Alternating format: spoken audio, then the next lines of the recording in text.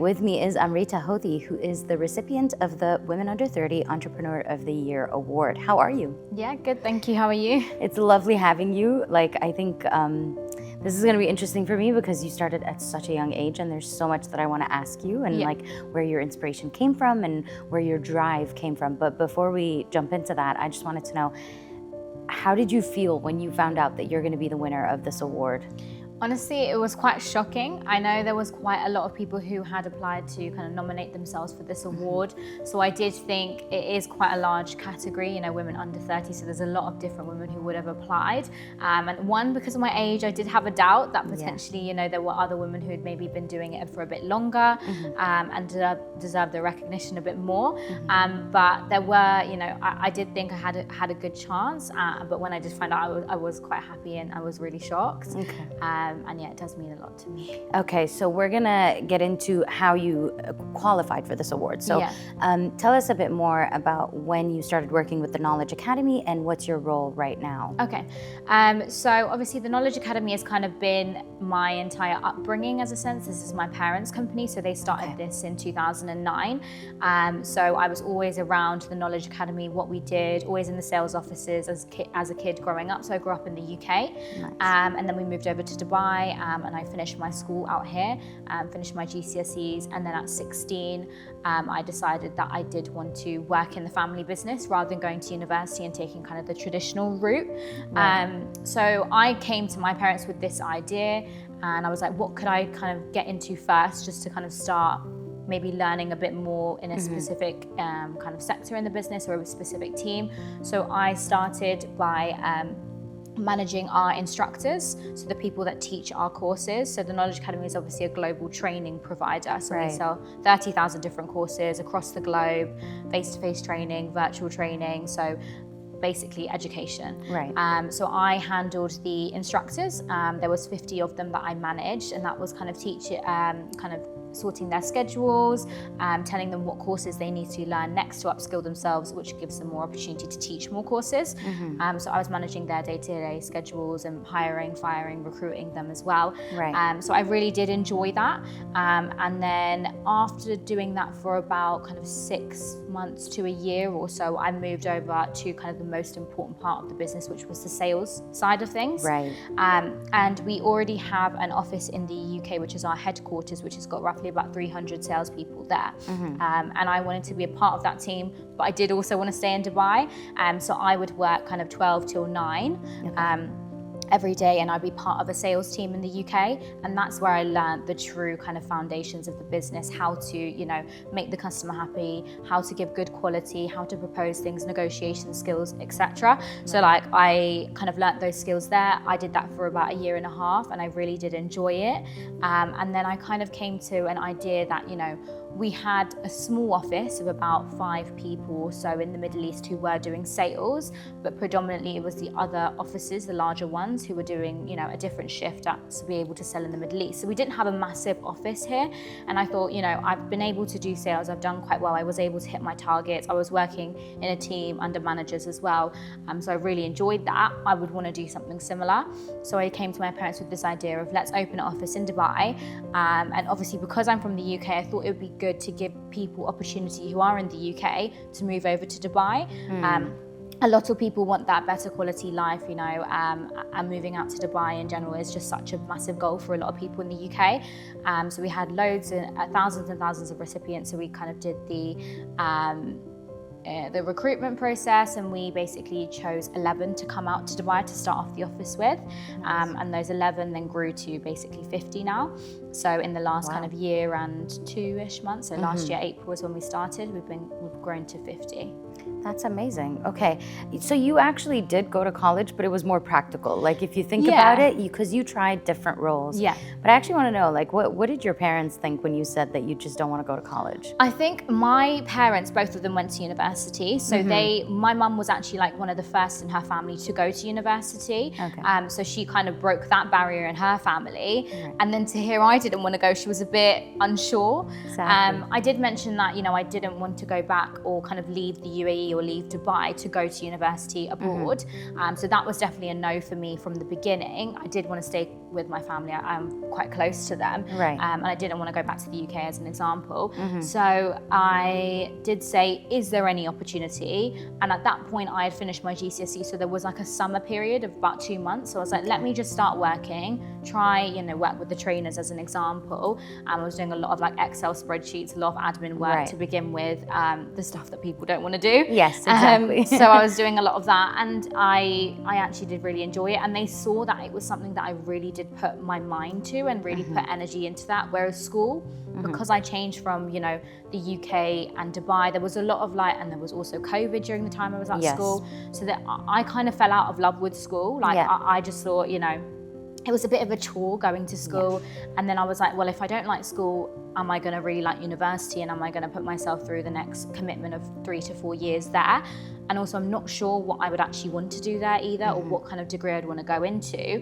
And I know a lot of people around me really do value work experience, and do think sometimes that can be more handy than going to university. I do recommend obviously if you want to be a doctor, if you want to be an engineer, but maybe on the business side of things, entrepreneurship, sales as well, it's really good to get hands-on experience. So they were kind of a little bit hesitant to begin with, but after a few months of working, they were like, okay, no, this is for her. Yeah, that's why I was curious, because I know if I were to tell my parents that, they would be hesitant too.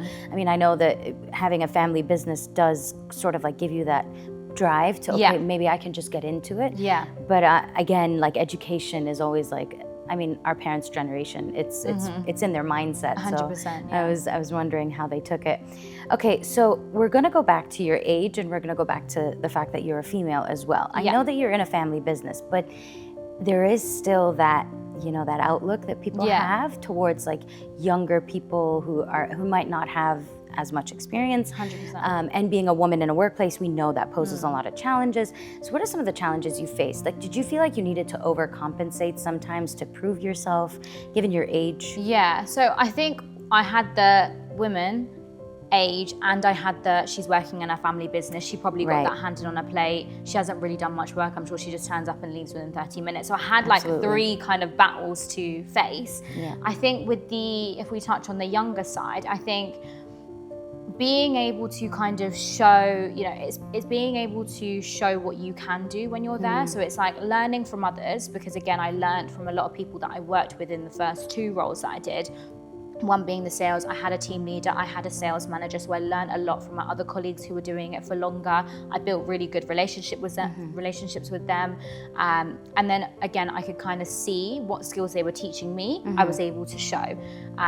By hitting targets, by being able to close large deals, by being able to build up a good customer base in the UK to sell training courses too. Again, it's B2B, so we sell to businesses. So managing relationships with them, managing buying accounts, making sure that they sold more than they did the previous year as well. So with that sales role, I had proven myself in a way, and I think numbers reflected that, and then also what I was able to learn, and also be able to, if we had new people in the team, I'd be able to kind of help them and teach them what I have learned. So that did help me kind of progress in that sense. And then I think with the age thing, I think that also goes hand in hand. So being able to show what things you can do at a younger age. And in the UK, our office is predominantly people between 18 and 25. So it is predominantly a young office. It is a lot of people's first jobs. It's a great job to get into, because you're kind of thrown in the deep end, and it's a good way to kind of build your communication skills, your relationship building. A sales role is great for one of your first jobs, even if it's in retail or if it's in a corporate office. So I never felt like, everyone else is older than me and they have a lot more experience. Everyone was quite welcoming. But also being a female as well, especially in the job role that I do now, where I'm managing kind of the Middle East side, the sales is completely different to what it is in the UK. In the Middle East, a lot of our clients that we speak to, a lot of them are predominantly male, and they are a lot older, 50, 60. We speak to CFOs, CEOs, CHROs, HR managers. So they usually, a lot of them, the time they are male, and they are, over the age of 50. So again, it's being able to show that women, one, and also the younger generation can, it's putting the proposals together, it's going through that with them, it's meeting all their requirements, meeting them face to face as well. I've done a lot of Saudi trips to a lot of different companies, Oman, Qatar as well, meeting these clients face to face, because I think on a Teams meeting or on the phone, they're a little bit like hesitant. When you meet them face to face, show them this proposal, being able to talk how I am now, people wouldn't expect me to be the age I am. And when I do tell them, because I've been able to show it, it doesn't affect the business as such, and it doesn't affect my role or the respect that I am given. And then also delivering that training to them, and then they liking it, that they're going to want to come back.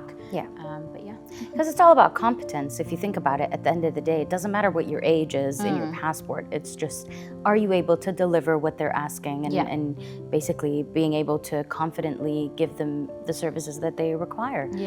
Okay, and what would you say your greatest achievement has been so far? So I would say, other than the award that I've just won, that was probably definitely number one. Like, that meant a lot to me, because I spent a lot of time with my mum and my dad growing up. So when they first started this business, when they first went on the BBC and when they first went on CNN, so I was there, like, backstage watching them, and then also like doing that now is like here you are, exactly. It's so strange to me. Full circle. Literally. And I remember when my mum won Business and Woman of the Year award as well in the UK. I remember I was there and I went up on stage with her and got her award with her. So it's just like a case of like, now she's watching me do the same thing. It's not just about the award, but it's like the whole full circle journey. It just feels unreal to me. But yeah, so that was obviously number one. But I would say number two is basically we sell training courses at the Knowledge Academy, but we also try and look for other opportunities. So there was an opportunity to work with a Saudi company, quite a large company. They design a lot of malls. They're an investment company, do real estate and hospitality, work with a lot of hotels as well.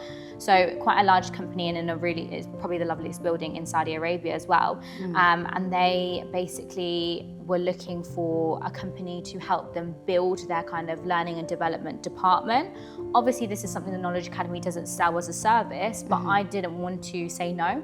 So I worked out how to be able to do this, put the proposal together. It took like 6 to 8 months for them to be able to get this approved, and pitching to them in person. It was me and two of my other colleagues, both again are 21 and 20. So we were all young, basically all our first kind of rodeos to a face-to-face meeting as well. And again, the guy, he did have his kind of presumptions, but when we were able to show what we were going to offer them, we managed to then close that deal. And one, it being a product that the Knowledge Academy don't sell, so it was a new product that I've just kind of created. And then also being able to close that in person was just like an amazing feeling. But there was just a lot of work and effort put into it, and now we're delivering it. So being able to show them what we're offering, and they are very happy with what we are offering. So it's really good. I love that you're also practicing what you preach. So you keep saying that, the younger generations, they have a lot to explore. It's good for them. It's good experience. And your team is made up of much younger, demographics. So that brings me to my last question, actually, is what is your advice for these younger generations? I mean, all these people that are intimidated by the workplace. I mean, I remember as a fresh graduate, I was so intimidated. I didn't have half the confidence that maybe generations today have, and I wish I did. I wish I had someone to give me that piece of advice. So what would your advice be? Yeah, I think mine would be just like any opportunities that involve work, whether it's working in a family restaurant, whether it's part-time, if you're working in a coffee shop, any sort of work opportunities that come towards you, grab them. Especially, obviously I come from the UK, so a lot of my friends are back home in the UK and struggling to find jobs and part-time jobs to do whilst they're in university. And when they do, I always recommend just take it. Whatever it is, whether it's working in Tesco's or Sainsbury's, it's going to be a good way for you to interact customer relationships. You're just learning so much that now you're, when you do graduate, when you finish university, you're going to have a little bit of experience in terms of working. I think if you can balance both, that's the perfect combination. If you can study at the same time as being able to work, that is also great. But yeah, I think it's just also never being nervous. If you know in yourself you are able to do the task at hand, just do it. Show them that you can do it, and then after that, you've got all the respect that you need. Right. I love that. I absolutely love that because I think one of the major shifts in my personality and my development was when I did those summer jobs, and I Yeah. used to do them between school. I hadn't graduated, but Yeah. I think they really shaped me. I mean, they taught me money management because I was earning my own money, and Yeah. I was literally getting my own like allowance basically from scratch, and it taught me people skills because I worked in a summer camp once, and then in another time I worked in a restaurant, and it was great experience. So you're absolutely right.